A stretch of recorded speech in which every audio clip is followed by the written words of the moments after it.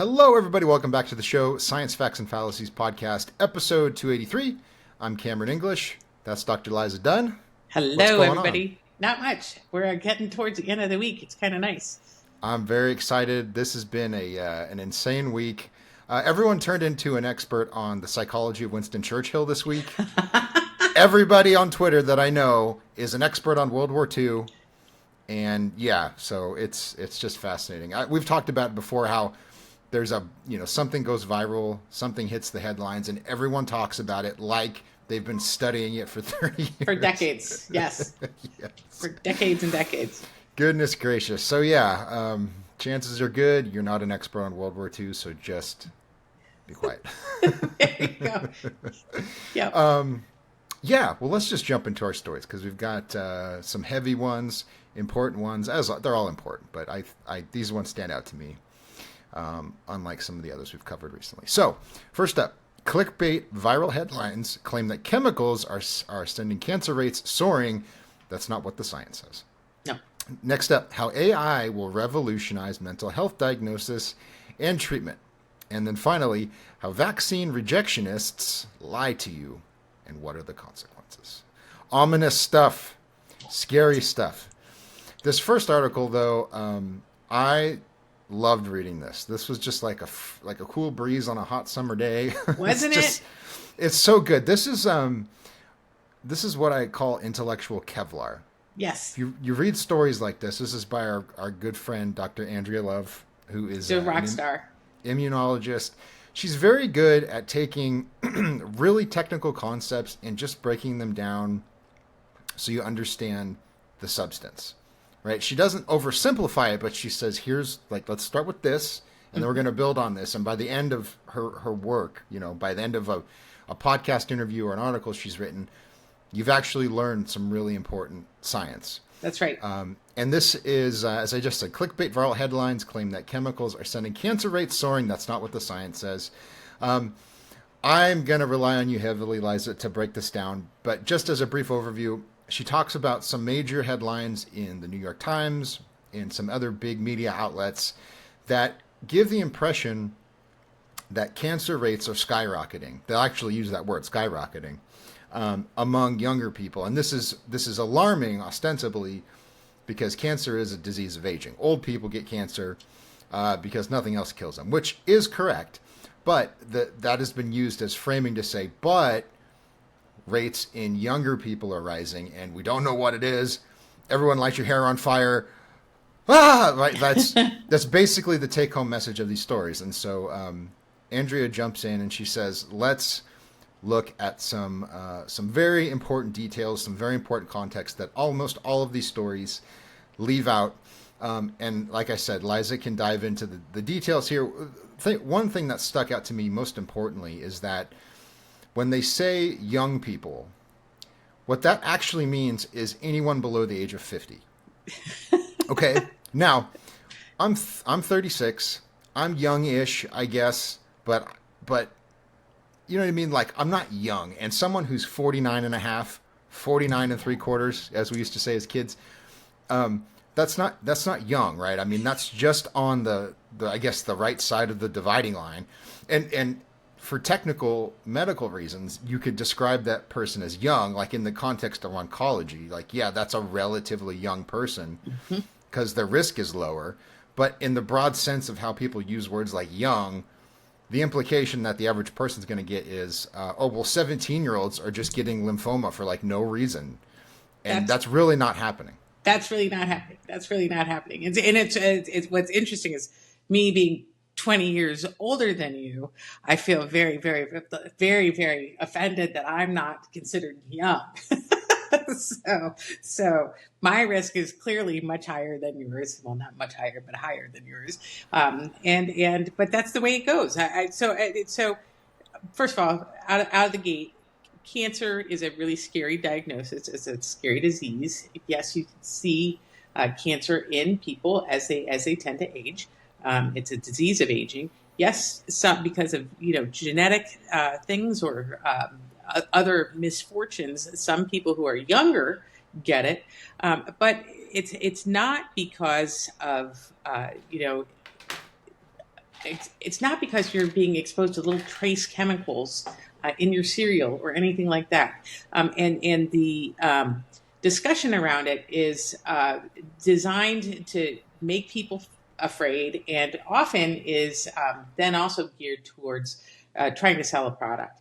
That, to detox or supplement, or a variety of things, and I think it's really unfortunate that the population spends a lot of its time absolutely terrified of this. And then, and once again, also the news needs clicks in order to get attention, and so they often will put a sensational headline on there. The fact of the matter is, when some of the things that have contributed to this perception that cancer is increasing have to do with how and when we screen for cancer.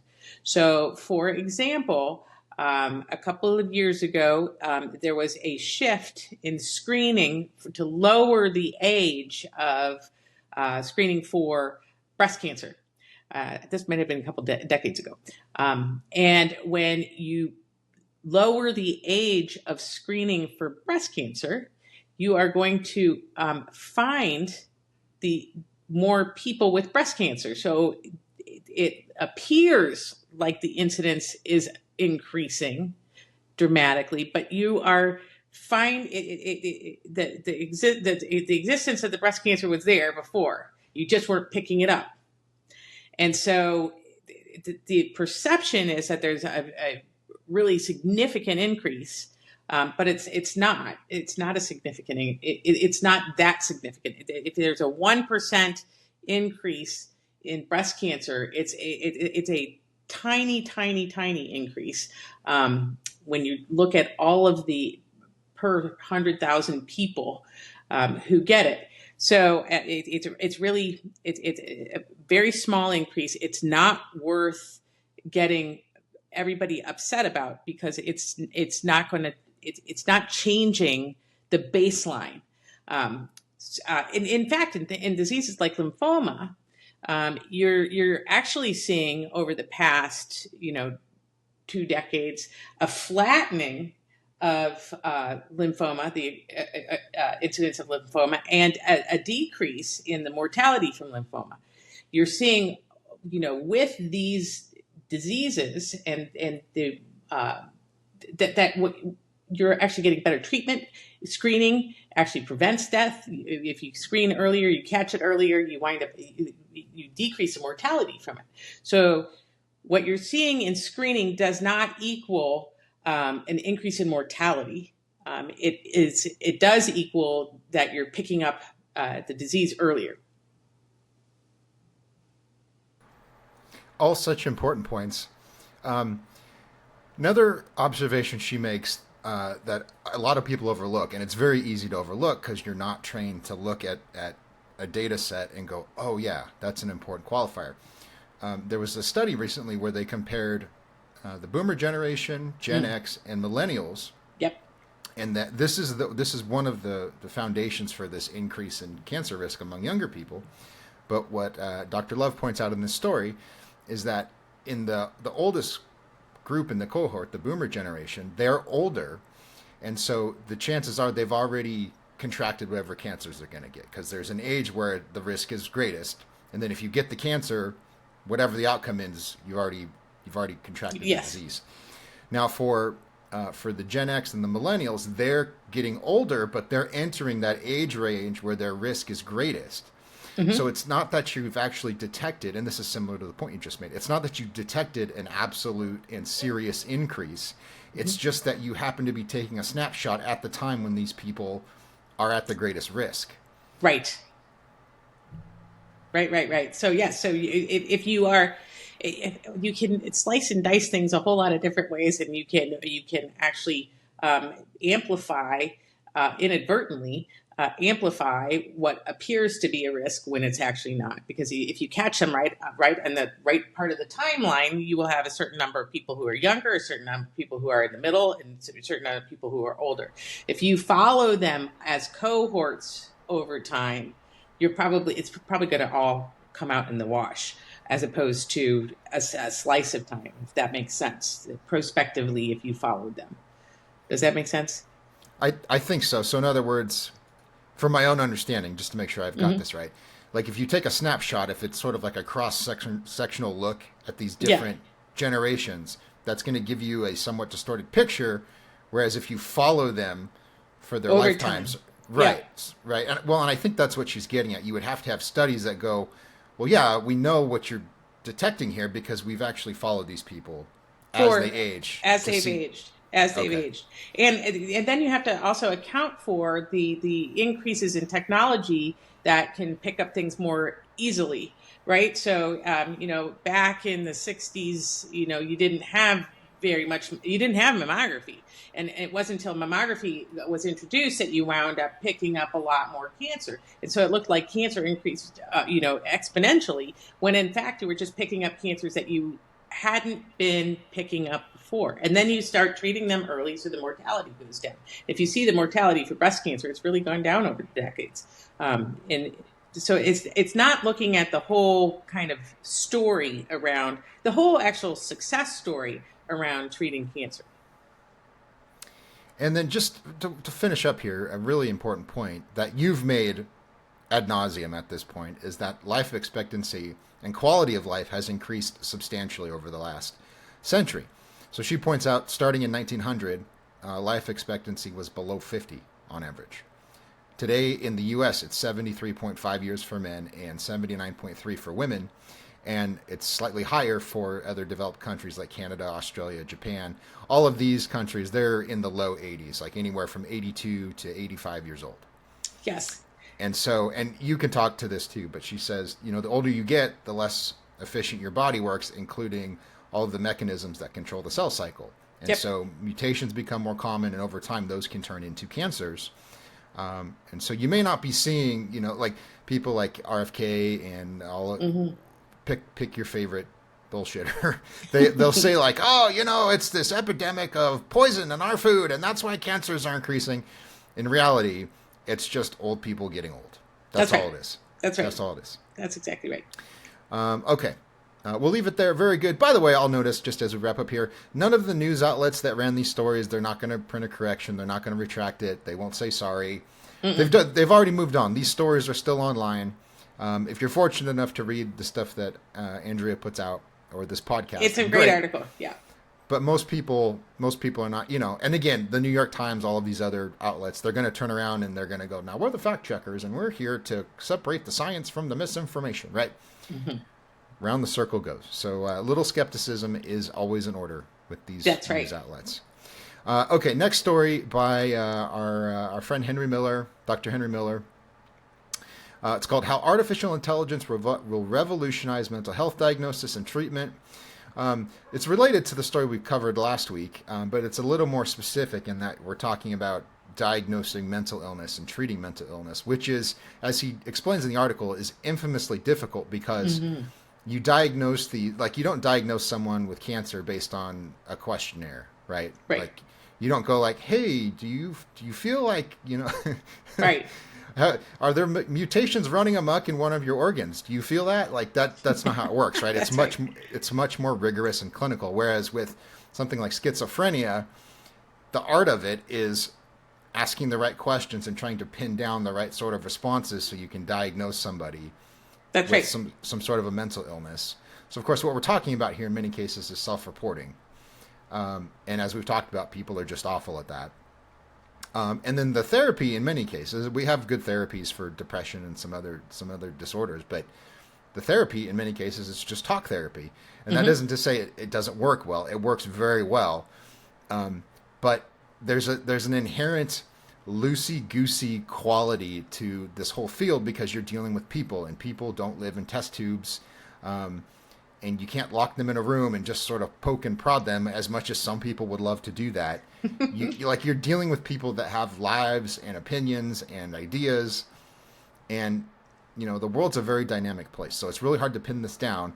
And so the point he's making in the article is that you may be able to train different programs to better diagnose conditions like depression or schizophrenia. They may be more accurate. They may be able to respond more quickly. I have some concerns about some of the applications in these stories, but the one that stuck out as potentially very helpful is you could have a program that screens people that come into the ER, for example, or people that call 911.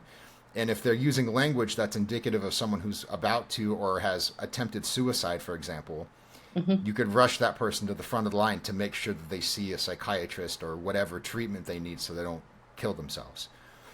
That seems promising. But there's some other stuff in here that frankly just creeps me out, Liza. So what were your thoughts? Yeah, I thought it was an interesting article. I think that mental illness is very difficult, one, to diagnose, and two, it's not like a classic blood test that you do and then all of a sudden you've got an issue. There's also a differential diagnosis of things that can lead to mental illness, thyroid disorders, all sorts of organic brain syndromes, things like that can present as acute psychotic breaks and things like that. So there are some nuances to it. But the problem is that I'm kind of concerned about having a whole bunch of, he mentioned having a whole bunch of different sensory devices that can interpret how you walk or sort of kind of attempt to read your mind, essentially. And to me, if I were a paranoid schizophrenic and I was aware that there were all of these things trying to read my mind and do all those things, that would be, quite frankly, a little bit scary. So I'm not sure I would like it. One of the things I do think is kind of interesting is I think it is probably true that people are less embarrassed to talk about their, intimate feelings and things like that to a machine rather than a person. So they may be able to express themselves more freely in that setting, but it may have an opposite of effect if they feel like they're being watched from every angle. For a lot of people with psychotic problems, that's actually what triggers the psychosis, is feeling like you are being watched and monitored. And so to me, that might be a little scary for them. Who was that guy? You told the story of one patient you worked with who used to like run around naked or something. Yes. Yes. Yeah. Yeah, we had a patient that was, they stayed in, it was an old TB ward. So that it was in the middle of a bunch of, it was a bunch of little buildings that was in a countryside setting. And the patients would stay in these buildings, and he was very concerned. He was floridly schizophrenic, and he was very concerned about the possibility that he might be gay. And it was truly upsetting for him. And so if you were a male doctor, you had to have a female chaperone talking to him. And he thought he was at Ravensbrück concentration camp on Mars, and absolutely floored, disorganized. But the treatment in his mind for being gay was to go soak in the sun. And so every once in a while, he would feel floridly gay and have to rip off all of his clothes and go streaking out of the ward naked so he could soak in the sun. And you'd have, a stream of doctors in white coats trying to chase him down, come back. So that tells you that I'm not sure that an AI program could maybe get that much information like that out of him. Like, he's feeling particularly uncomfortable today and is at risk of running out the door. Now, I think it's a very interesting concept, but I'm not sure. If I were paranoid, I would be very paranoid about having these devices listening to me. Yeah, and I guarantee you, if this is implemented at scale, this will be 100% abused by governments. Yes, that's right? The other thing. Right? That's exactly right. And I don't mean like, in Vladimir Putin's Russia. I mean right here in the United States, because we now have very clear evidence that over the last several years, the federal government pressured the social media companies to take down content and kick people off because they wanted to control the information that people had access to and how they perceived the pandemic and what the That's election right. and like whatever political events were in the news. And so if you give them tools like this, and in the name of public health, we're going to advance mental health treatment, we're going to Yep. listen to you, right? We have to put these devices in, not just nursing homes. We have to put them in hospitals, and we have to put them in urgent care clinics. And then maybe we need to put them in grocery stores because these are Yes. high trafficked areas, and we need to put them in mental health clinic.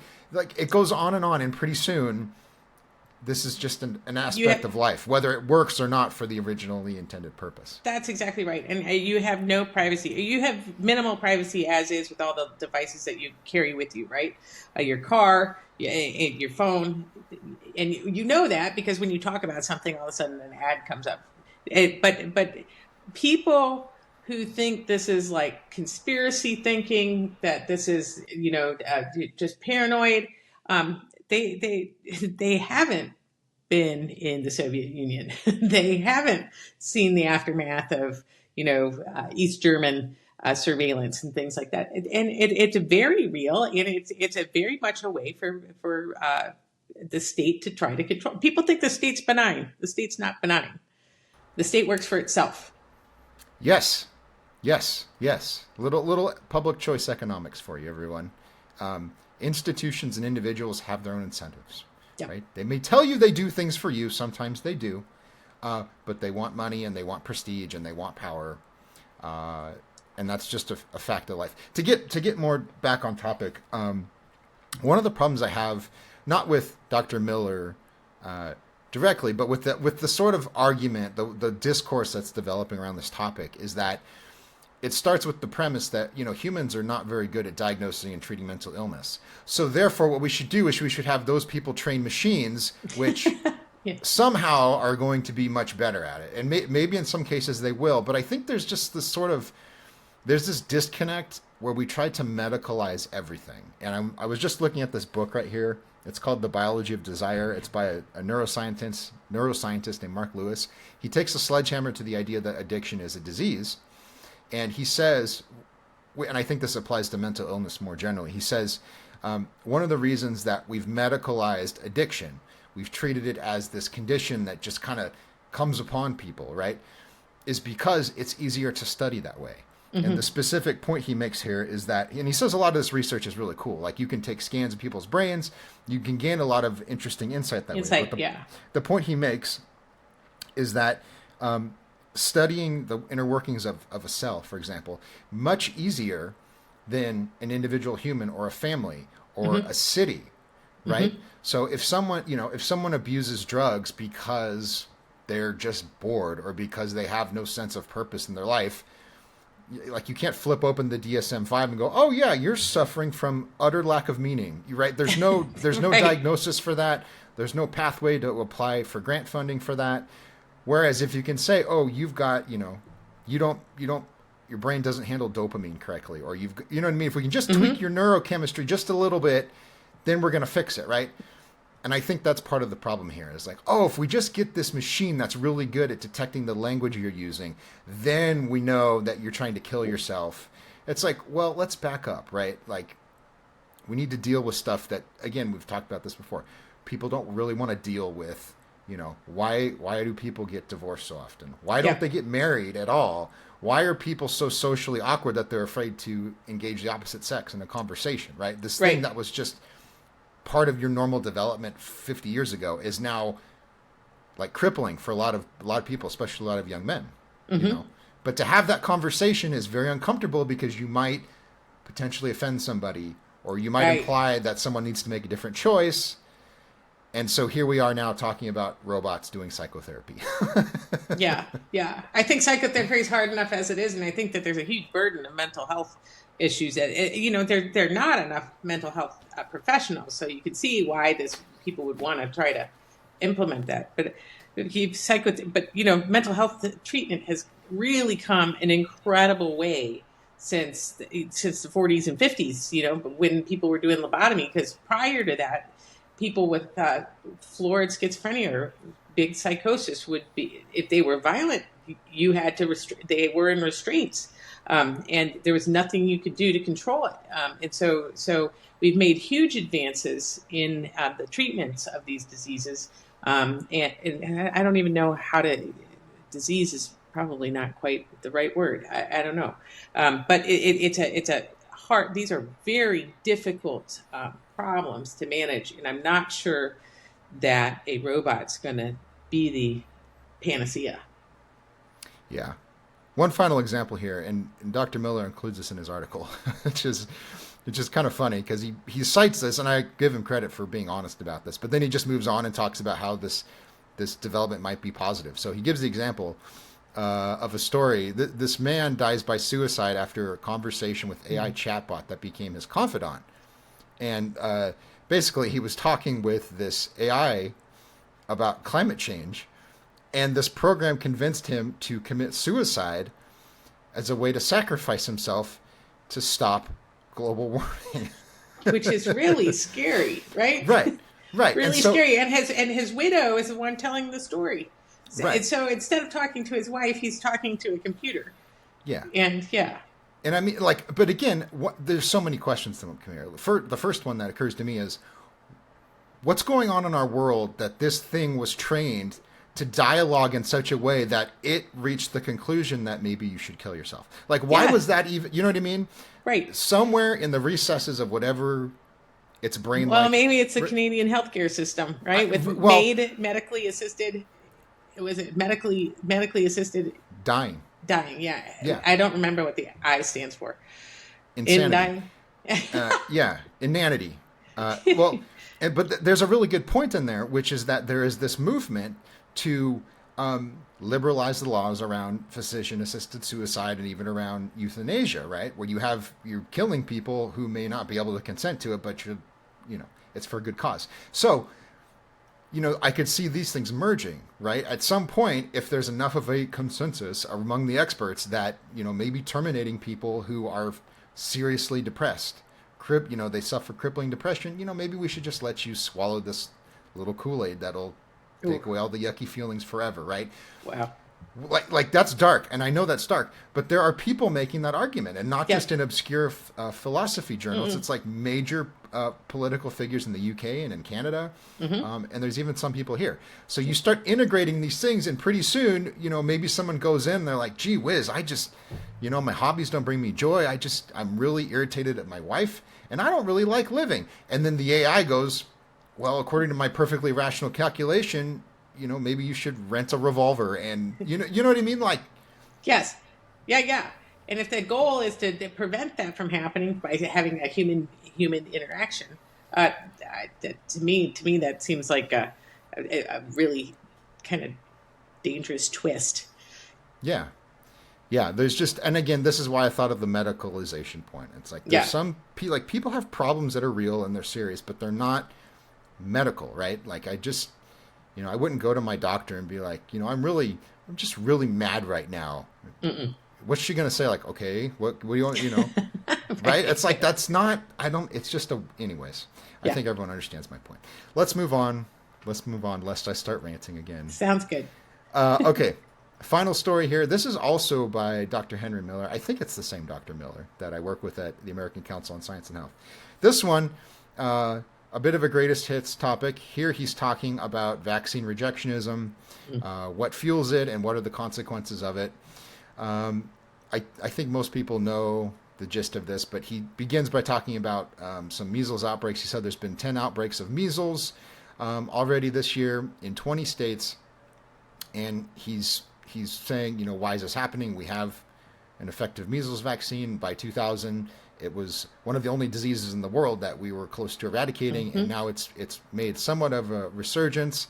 One thing I want to be careful here: measles is serious, and everyone should be vaccinated against it. But I hesitate to blow it up into the next pandemic. Right? I think some people are irresponsible with their language here, and they imply that like we're on the cusp of 100,000 people dying, and I feel like that's not quite right.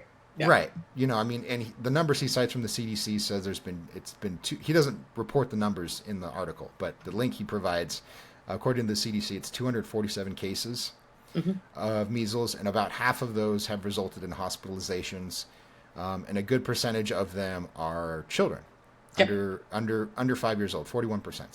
So that's serious. I don't mean to downplay it. Everyone should vaccinate their kids. And he goes through a list of some of the memes that people say, too many vaccines too soon. That's stupid. The vaccines haven't been tested. Um, the vaccines and autism. Like, he goes through all the points here. But the one criticism I would have is that and it's not just this article, but there's this general unwillingness in the science communication world to examine any other potential cause of vaccine hesitancy or skepticism or rejectionism or whatever you want to call it. The only allowable explanation is that there's this wacky RFK guy up on the internet, and he's just selling misinformation, and people are just believing it, especially those Republicans. And that's the extent of the analysis. And there's some truth to it, but it's terribly oversimplified. And I'd say that not because I'm a Republican and not because I'm an RFK fan. I am neither of those things. But I want to figure out why this is happening. And I want to get to the root of it so we can solve it. And as much as people say they want to solve it, I don't think they do. I think people I don't know. Let me be careful here. I think people want to solve the issue, and I think they get very upset when they hear people like Kennedy say that the measles vaccine is going to give you measles and that kind of thing, because that's really harmful and it's not true. Yeah, autism. When they say autism and things like that, it's just it causes confusion and chaos, and it alarms people about treatments that or preventions that can save their kids' lives. So I get that, but there's this sort of people enjoy being antagonistic. You know what I mean? And I count myself among that. I really have to, and I still fail at it. But people enjoy writing the debunk blog, right? I love getting on my podcast and telling you how stupid you are and how convenient it is that you live in a part of the country that I don't live in, and you think totally differently, and I hate your politics, and I generally dislike your way of life. Like, how convenient is that, right? I can just mock you for being an idiot, and I don't like anything about you, right? And so we're not solving anything. And we've talked about this on our space to a certain extent. It's like, we're coming together, and we're actually we don't have to agree, but we are going to engage with each other's ideas. Yes. Instead of just trying to get power over one another and then shut each other up. Yes. And so go talk. And so I think that is the critical learning piece from COVID. I think that, and I think that maybe it's starting. When I went to agriculture, I left medicine for Monsanto, and people were completely stunned. They were like, "Oh my gosh, she's going to the dark side." And then when I learned more about ag and pesticides and GMOs and the science behind them and how rigorously they're studied and how beneficial they have been for so many different things, and then realized that there was this whole perspective out there that was completely counter to what I learned, and I had come in with my own biases when I went to agriculture.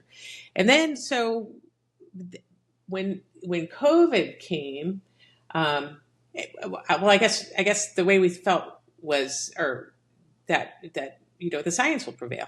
Clearly, the science will prevail. We've got the science on our side. We're correct. We've studied this. We know this. And it's done such amazing things for feeding people and doing food security and keeping people from getting sick from insect-borne illness. The science will clearly prevail. And it didn't prevail. And a lot of the people who didn't believe us were in the medical world, and still are in the medical world, who have all sorts of claims about agriculture. So when COVID hit, and I watched the vaccine get developed, and the medical world get all excited about the vaccine, and then sort of say, of course, the science is going to prevail. And when the science stopped prevailing, they got very angry, and then proceeded down a route. And I understand the basis of that anger, but they proceeded down a route that was perceived to be condescending. And instead of trying to engage people at where they are where, with they've been locked up for a year. Their kids are not in school. They've lost their businesses. They've had just a huge amount of stress over this. And then to be told that, at the beginning of the whole vaccine rollout, people on the left were saying, absolutely not. I don't trust it. Was too fast. I don't believe this is going to be beneficial. This, that, and the other. The whole that narrative started burbling up, and then all of a sudden, now they're mad at people for having those same questions. So I think what it did was it actually set the anti-vaccine movement on fire, because grifters can then come in and say, "Look, we are the arbiters of the truth here, and we've known that this is a problem." And they have all their alternative medicine stuff that they're selling to detox you from the vaccine and all of this kind of stuff. And they came from Peter McCullough from Baylor, but they're the Dr. Oz of Baylor, right? And it's frustrating that they're capitalizing on that fear, but they haven't been condescending to the people who have these questions. And so what they've done is they've capitalized on those people, but those people feel comforted by them. And if we had been a little bit kinder to them, we might have had a different outcome. That the goal should have been that we don't care about your particular persuasion. What we want to do is we want to reassure you that this is going to help end this pandemic. And this is really unbelievable science with so many other possibilities just outside of the vaccine. And they're doing research on that science now. They're thinking that they may have some good benefit in cancer, which we were just talking about, right? And so what I like to do is I like to get groups that are traditionally not put together in the same room and have them not necessarily hash it out in a negative way, but talk about what they're worried about and why are they worried about it, and why can they be reassured that they don't need to worry about that. But give them the time to percolate instead of being condescending. And I think that scientists have a hard time doing that because often scientists are surrounded by other people who are just as smart as them and don't spend a lot of time out in the regular community, talking to ordinary people. And I think if you talk to ordinary people, it helps you get a little bit in their head, and try to be, not everybody's going to agree with you. There was a study that was just published a little while back. I'll post it when we post the article. But they were looking at how developing expertise in a very narrow subject like medicine or some field of science, how that impacts your understanding of other topics. And unsurprisingly, what they found is that these people, you dedicate 8 to 10 years of your life developing expertise. And then if you're a doctor, it's arguably more because you've got all this additional training because you're treating sick people. But you go through that process, and because you're a badass in your specialty, you just think you're the smartest thing that's walking the earth. And what they found is that when you test people about the things they think they know, they actually know way less than they think, right? Yes. So in the science communication world, we love to banter about Dunning-Kruger and how these dumb people, if they just knew a little bit more, they would know how little they know. But that goes the other way too. And if you want the studies, I can show you the studies, right? There are people that, because they are really good epidemiologists or whatever, they feel entitled to have an opinion on things that are way outside their field. And because they have the letters after their name, everyone is just supposed to defer to them. Yep. And that's part of the problem, right? Condescension is a big thing for sure. But condescension paired with ignorance or paired with just getting things wrong this is a guarantee that you're going to alienate people. They're just going to stop listening to you. And I know I talk about this all the time. We have to get this through our sciencey, nerdy skulls. Yes. You cannot keep getting things wrong in treating people like they're stupid Yep. because you're destroying the foundation of what it Yeah. is you do. It's just Yes. not going to work. It's Yep. not going to work. And I think we're seeing the real time implosion of medicine, and it's I think devastating for public health, and it's because we've quite frankly alienated a lot of people, and I think we need to figure out how to fix that. Well said. Well said. Let's end it there. Come to our spaces. This is the ongoing theme is rebuilding trust in science, getting people to talk. We're getting better at it. So, like some people will show up and they'll say exactly what I just said, namely, everyone that disagrees with me is an idiot. And then those other people are in the room, though, but then they go, wait a minute. Well, here's what I actually think, right? I don't love Vladimir Putin. I'm just like a normal guy and I work at a tire shop and this is what I. Oh, okay. Well, let me explain. Like, here's how the vaccine works. Oh, okay. And then, like, everyone. That's right, and we everyone need to has get everyone has a back great to that. afternoon. That's exactly right. That's exactly right. I think we happen to run one of the most civil spaces with people on it that disagree. And I think it's really important for people, for the general audience to be able to hear people have discussions, right? We're not platforming people who are saying that science isn't real. We're platforming people that have questions and want to have a scientific discussion and want to understand better. And I think that we're, developing an audience that's really kind of inquisitive. It's great. It's great. And on occasion, we do get people that have idiosyncratic views about all kinds of medical topics, Hmm. but they say their thing, and then there's like, hey, I'm a cell biologist. Everything you just said is incorrect for X, Y, and Z reasons. And there's 500 people listening to that interaction. Yes, That is the best kind of science outreach there is. that's right. It's the best, That's right? right.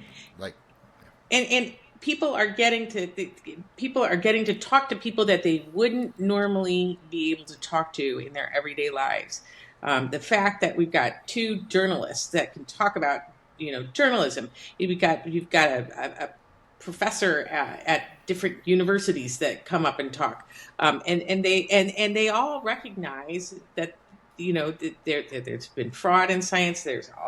Science evolves, all sorts of nuances to this, which would make people mistrust what they're hearing. So I think it's an important avenue for exploring a lot of different ideas.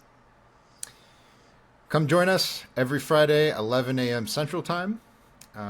Follow us on Twitter as well. We love to interact with people. If you have questions or if you want to talk about something that we've talked about here, or you want to call us stupid shills, I'm fine with that too. I had a fun interaction, by the way, with one of these low carb keto doctors who was like, "Glyphosate's so safe. Why don't you drink it?" So I said, "Well, if bacon grease is so safe, why don't you heat it up until it's boiling and drink it?"